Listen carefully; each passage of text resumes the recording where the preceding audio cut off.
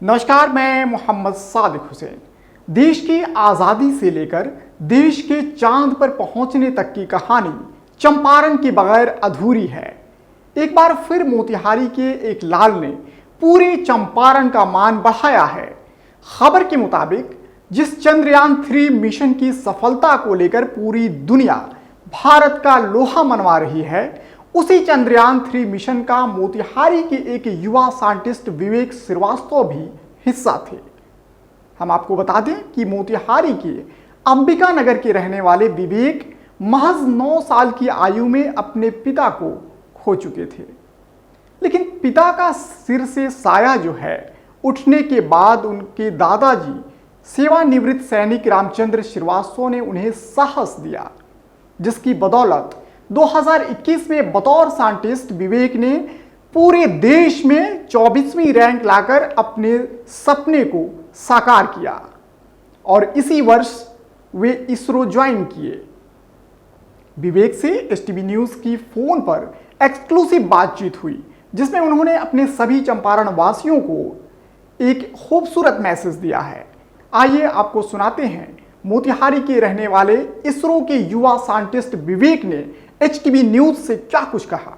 विवेक जी, सबसे पहले बहुत बहुत मुबारकबाद। क्या आप जो है उस मिशन का हिस्सा रहे हैं जिस पर पूरे देश को फख्र है और पूरी दुनिया हम लोगों को हसरत की निगाह से देख रहे हैं और पूरी दुनिया में इसकी वाहवाही हो रही है। और सबसे बड़े प्राउड मोमेंट है या प्राउड की बात यह है कि आप मोतिहारी शहर से जुड़े हैं। तो विवेक जी, ये जो इसरो में बतौर साइंटिस्ट जो आपका जाने का सफर हुआ, ये कैसे शुरू हुआ?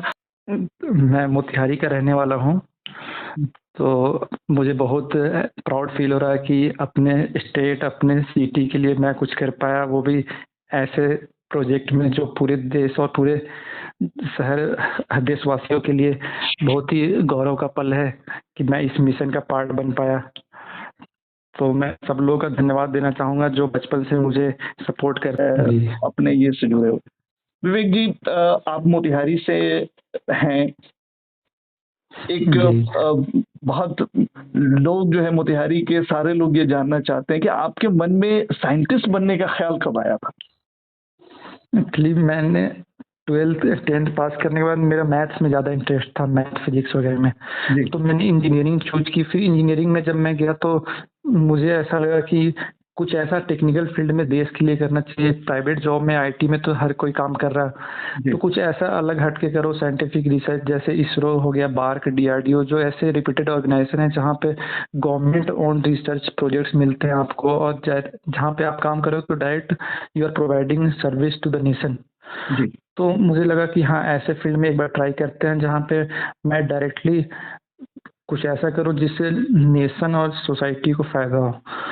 तो मेरे पास यही इसरो, डीआरडीओ वगैरह के ऑप्शन थे, तो मैंने फिर उनकी तैयारी की। तो ऐसा मेरा था कि मेरी ब्रांच इलेक्ट्रॉनिक्स एंड कम्युनिकेशन है, तो उसी में कोर फील्ड में मैं कुछ अच्छा गवर्नमेंट जॉब करूँ जिसमें गवर्नमेंट जॉब भी हो और एक टेक्निकल फील्ड से रिलेटेड हो, ताकि मैं गवर्नमेंट जॉब करूँगा तभी मैं सोसाइटी को डायरेक्ट कुछ इनपुट दे पाऊँगा, अपनी तरफ से कुछ सर्विस प्रोवाइड कर पाऊँगा और मुझे भी एक सेटिस्फेक्शन होगी जॉब की कि हाँ, मैं कुछ कर रहा हूँ, ऐसा सिर्फ पैसे कमाने के लिए नहीं कर रहा मैं। तो इसलिए फिर मैंने इसरो की तैयारी की और बाय गॉड ग्रेस आप लोग की दुआ से इसरो में सिलेक्शन हो गया।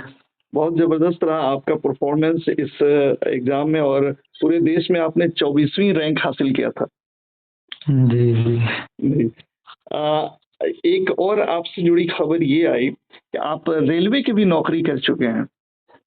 जी, कोविड के टाइम मेरी रेलवे में ज्वाइनिंग हुई थी जी, लेकिन मैं उससे संतुष्ट नहीं था क्योंकि मेरी वहाँ पे मतलब मैंने बीटेक किया था, तो मेरे को लगता था कि मैं अभी इस लेवल से और ऊपर लेवल की जॉब कर सकता हूँ, और रेलवे में जो जॉब थी वो इतनी टेक्निकल नहीं थी जी। तो मैं चाहता था कि मैं प्योर टेक्निकल वर्क करूँ जहाँ मेरा भी इंटरेस्ट हो और मैंने जो पढ़ा है वो अप्लाई कर पाऊँ। तो फिर मैंने रेलवे के जॉब के साथ ही इसरो के इंटरव्यू की तैयारी की जी, और वहाँ पे जॉब के साथ ही मेहनत करता था। तो इधर हो गया फिर। मोतिहारी में जब आप थे तो आपकी जाहिर सी बात है जो बुनियादी शिक्षा है वो यहीं से हुई होगी। किस स्कूल के आप स्टूडेंट रहे हैं और अपने कॉलेज लाइफ के बारे में थोड़ी सी जानकारी दें। मैंने 10th तक मॉडर्न पब्लिक स्कूल से पढ़ाई की थी। मेरी 10th तक की पढ़ाई मोतिहारी से ही हुई थी। जी। तो मैं उस टाइम मोतिहारी चांदमारी मॉडर्न पब्लिक है, वहाँ से मेरी 10th तक की पढ़ाई हुई। तो उस टाइम मैं काफ़ी ऐसा पढ़ने वाला बच्चा था कि हाँ पढ़ना है, कुछ करना है लाइफ में। जी। और एक सोसाइटी प्रेशर तो अपने साइड होती है कि हाँ आपको और कोई ऑप्शन नहीं है बिहार साइड में बिजनेस वगैरह में। जी। तो हमारी फैमिली में भी एजुकेशन काफ़ी इम्पोर्टेंस रहा है। जी। तो पता नहीं बचपन से एक रिस्पॉन्सिबिलिटी सी फील हुई कि नहीं पढ़ते रहो, पढ़ाई ही सब कुछ है। जी। तो मैं पढ़ता गया। फिर 12th पास करने के बाद मेरी एनआईटी जो जेई मेंस होती है उसके थ्रू एनआईटी कुरुक्षेत्र में इलेक्ट्रॉनिक्स ब्रांच में एडमिशन हो गई थी। जी। तो फिर कॉलेज में भी गया तो मुझे लगा कि हाँ कुछ ऐसा करो, नॉर्मल तो हर कोई कर ही रहा है। कुछ ऐसा अलग सा करो, पढ़ते रहो, यही पढ़ाई है जो लाइफ में कुछ कर हमें सोसाइटी में एक इम्पोर्टेंस दिला सकती है। जी। तो फिर कॉलेज में ही मैंने गेट वगैरह की थोड़ी तैयारी की, इसरो वगैरह की तैयारी की थी। जी। और लगा रहा ऐसे मौज मस्ती भी करता था, ऐसे प्योर मतलब रट्टू तो था नहीं था कि पढ़ता रहूं। तो सब कुछ मैनेज किया। मेरे हिसाब से अगर आप डेडिकेटली मेहनत करते रहो, हमेशा पेशेंस के साथ थोड़ा बहुत डेली पढ़ते रहो, ऐसा बहुत ज़्यादा गैप मत करो और मेहनत करते रहो। कभी भी आप हार्ड वर्क से पीछे मत भागो। ये मत सोचो कि एक दिन पढ़ लिया हो गया। आप थोड़ा करके डेली मेहनत करो और कभी हार मत मानो। मैंने भी बहुत सारे एग्जाम्स में मैं पास नहीं कर पाया, फिर भी लगा कि चलो अभी फेल हुआ हूँ, उसे सीखने का मौका मिलेगा। तो हर बार आप अपने ही जोश से दूसरे एग्जाम की तैयारी कीजिए। जब तक आप खुद से नहीं हारेंगे तब तक आप हर जगह से जीत सकते हैं। आपको बस खुद से लड़ाई होती है आपकी कि हाँ मुझे करना है तो आप कर जाओगे आज नहीं तो कल। बिल्कुल। बिल्कुल। जी। आप और आपका विवेक जी जो जीवन संघर्ष रहा है वो तमाम लोग समझ सकते हैं, हम लोग समझ सकते हैं कि किन परिस्थितियों से जूझते हुए आपने इस मुकाम को हासिल किया है। आपकी 9 साल की जब आयु थी तो आपके पिताजी का देहांत हुआ और जी। दादाजी आपके सेवानिवृत्त सैनिक रहे। उन्होंने आपको संभाला और तमाम बुरे दौर आपने देखे हैं, बावजूद उसके आप इस मुकाम पे हैं, ये रियली प्राउड की बात है। जी धन्यवाद।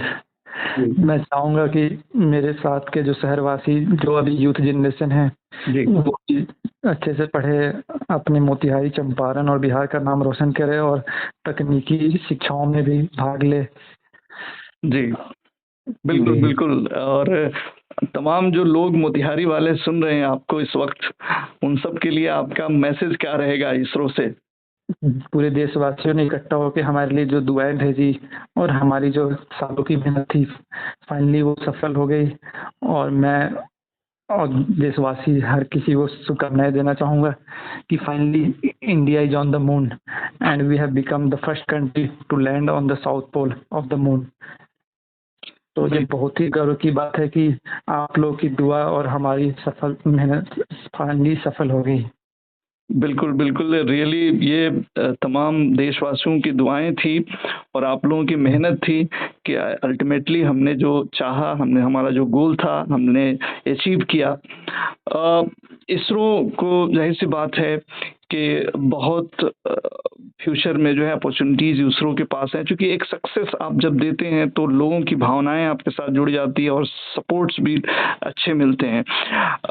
विवेक जी जब आप उस मोमेंट को देख रहे थे, आप उस हॉल में थे जहाँ सारे साइंटिस्ट थे और जब हमारा चंद्रयान चंद्रमा पे लैंड कर रहा था, वो मोमेंट कैसा था? वो थोड़ा-सा आप शेयर करना चाहें अगर? वो मोमेंट काफ़ी थ्रिलिंग था हमारे लिए भी, क्योंकि लास्ट के 5 मिनट में, क्योंकि पिछली बार फेल हुई थी तो हमें पता था इस बार बहुत ज़्यादा उम्मीदें थी कि सक्सेसफुल होगी। फिर भी ये इतनी टेक्निकल चीज़ें हैं कि थोड़ी सी प्रॉब्लम से मिशन अनसक्सेसफुल हो सकता था। तो हमें बहुत ज़्यादा एक थ्रिलिंग और एक एंग्जाइटी वाली मोमेंट थी। हम बहुत ज़्यादा एक्साइटेड भी थे, लेकिन थोड़ी पैनिक भी थी कि क्या होगा क्या होगा। जैसे ही लैंड हुआ हम सब खुशी के मारे तो झूम उठे। आपने वीडियो में देखा होगा सारे साइंटिस्ट कैसे झूम रहे हैं। तो हमें लग रहा था हमारी 4 साल की मेहनत है, हर किसी का इसमें योगदान है, तो सक्सेसफुल तो होना ही था। लेकिन फिर भी एक मन में डर तो होता ही है कि क्या होगा क्या होगा। तो ये काफ़ी बहुत ही रोमांचक पल था, एक डर भरा रोमांचक, जैसे क्रिकेट मैच में होता है वैसा। बस ये था कि हमें अपने मेहनत पे और आप लोगों की दुआओं पे भरोसा था।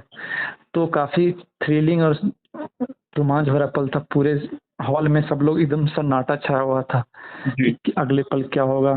लेकिन हमें पता था कि हाँ, हम सक्सेसफुल तो ज़रूर होंगे। फाइनली हमारी मेहनत रंग लाई।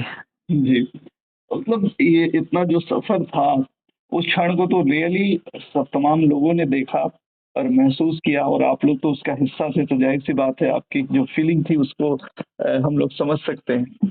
विवेक जी, फाइनली आपका मैसेज तमाम देशवासियों के लिए? मेरे प्यारे देशवासियों के लिए यही मैसेज रहेगा कि अभी जो भी यंग जनरेशन के बच्चे हैं, वो आजकल सोशल मीडिया पे काफ़ी टाइम वेस्ट कर रहे हैं। तो उनको ऐसा कुछ टेक्निकल या कुछ जिस भी फील्ड में सोसाइटी के लिए ये social media, like, comment, share, इन सब से आगे बढ़ के और अपने जो लाइफ़स्टाइल है, जो मौज मस्ती वाली ज़िंदगी जी रहे हैं, उनसे हट के कुछ देश के लिए सोचे, वो सोसाइटी के लिए कुछ करे वो। अभी के लिए फिलहाल इतना ही। तमाम खबरों और डिबेट्स के लिए जुड़े रहें हमारे साथ। नमस्कार।